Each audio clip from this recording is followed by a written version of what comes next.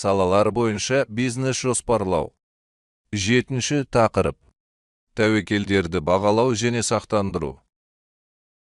Шаруашылық жүргізуші субъектілердің қызметі үнемі тәуекелмен байланысты. Тәуекелділігі бағаланатын объектіге немесе әрекетке байланысты тәуекелдің әртүрлі түрлері бар. Саяси, өндірістік, мүліктік, қаржылық, валюталық және тағы басқа. Бизнес жоспарлау мақсаттары үшін ең маңызды тәуекелдердің қысқаша сипаттамасын берейік. 1. Егемендік, елдік тәуекел. Бұл бүкіл мемлекеттің қаржылық жағдайына байланысты тәуекел. Оның экономикалық агенттерінің көпшілігі. Оның ішінде үкімет сыртқы қарыз міндеттемелерін орындаудан бас тартады. 1998 жылғы дағдарыс қарсаңында Ресейде қысқа мерзімді мемлекеттік облигацияларды сатып алған шетелдік инвесторлар да осындай тәуекелге тап болды. Елдік тәуекелді есепке алу қажеттілігі. Әсіресе, мемлекет кепілдіктері бар мемлекеттер мен фирмаларға несие беретін халықаралық банктер, қорлар мен институттар үшін өзекті. Дегенмен іс жүзінде кез келген шетелдік инвестор бұл тәуекелді есепке алуы керек. Тәуекелдің негізгі себептері әдетте ықтимал соғыстар, апаттар, жаһандық экономикалық құлдырау, макроэкономика саласындағы мемлекеттік саясаттың тиімсіздігі және тағы басқа. 2. Саяси тәуекел. Кейде ол елдік тәуекелдің синонимі ретінде қарастырылады.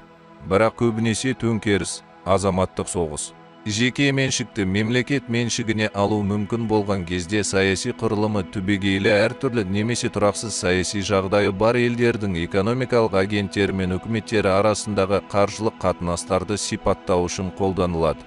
Капитал және тағы басқа алынып тасталмайды. 3. Кәсіпкерліктің салалық ерекшеліктерімен айқындалатын өндірістік тәуекел. Тағы басқа меншік иелері өз капиталын салуға шешім қабылдаған активтердің құрылымы. Бір капиталды мүлде басқа өндірістерге пайдалануға болады. Бұл жағдайда өндірістік қызметтің тәуекел дәрежесі, демек, оған капиталды салу да түбегейлі әртүрлі болатыны анық. Сонымен, өндірістік тәуекелдің мәні кәсіпорынды құру кезінде оның иелері, шын мәнінде, стратегиялық маңызды және сонымен бірге өте тәуекелді шешім қабылдайды. Бұл нақты бизнес түріне капиталды салу. 4. Қаражат көздерінің құрылымына байланысты қаржылық тәуекел. Бұл жағдайда біз белгілі бір активтерге капиталды инвестициялауды таңдаудың тәуекелділігі туралы емес, компанияның қызметін қаржыландырудың белгілі бір көздерін тартудың орындылығына қатысты саясаттың тәуекелділігі туралы айтып отырмыз. Жағдайлардың басым көпшілігінде қаржыландыру көздері тегін емес және төлем мөлшері көздің түрі бойынша да белгілі бір көзге қатысты да өзгереді. Уақыт өте келе қарастырылады және емесе қосымша шарттар мен мән жайлармен ауырады. Қаржылық тәуекелдің мәні және оның маңызы осылайша қаржыландырудың ұзақ мерзімді көздерінің құрылымымен анықталады. Қарыз капиталының үлесі неғұрлым жоғары болса, қаржылық тәуекел деңгейі де жоғары болады. 5. Ақша бірлігінің сатып алу қабілетінің төмендеуі тәуекелі. Тәуекелдің бұл түрі жалпы іскерлік белсенділікке тән және оның мағынасы инфляция іскерлік белсенділіктің, пайданың, табыстылықтың тағы басқа төмендеуіне әкелуі мүмкін. 6. Пайыздық мөлшерлеменің өзгеруі нәтижесіндегі жоғалту тәуекелі болып табылатын пайыздық тәуекел. Тәуекелдің бұл түрін инвесторларда, шаруашылық жүргізуші субъектілерде ескеруі керек. Осылайша, егер нарық ұқсас қаржы құралдары бойынша орташа пайыздық мөлшерлемелерді төмендетуге бейім болса, облигацияларды ұстаушылар шығынға ұшырауы мүмкін. Кәсіпорындар үшін пайыздық мөлшерлемелерді төмендету тәуекелі әртүрлі аспектілерде көрінеді. Және пайыздық мөлшерлемелер динамикасының прогрессивті және регрессивті тенденциялары теріс әсер етуі мүмкін. Осылайша, активтердің, міндеттемелердің, құралдардың түрлері бойынша саралау арқылы пайыздық мөлшерлемелердің өзгеру тәуекелі ұзақ мерзімді және қысқа мерзімді аспектілерде ескерілуі керек. 7. Жүйелі немесе нарықтық тәуекел. Әртараптандыру арқылы жоюға болмайтын тәуекелді барлық бағалы қағаздарға тән білдіреді. 8. Нақты немесе жүйесіз тәуекел. Оның тар түсіндірмесі бар және қаржылық активтер мен операцияларға тағайындалады. Ерекше тәуекел бұл нарықтық портфельдегі өзгерістермен байланысты емес бағалы қағаз, Сондықтан осы бағалы қағазды жақсы әртараптандырылған портфельдегі басқа бағалы қағаздармен біріктіру арқылы жоюға болады. 9. Бизнес жоспарлауға тікелей байланысты жобалық тәуекел. Кез келген кәсіпорын қандайда бір дәрежеде инвестициялық қызметпен айналысуға мәжбүр.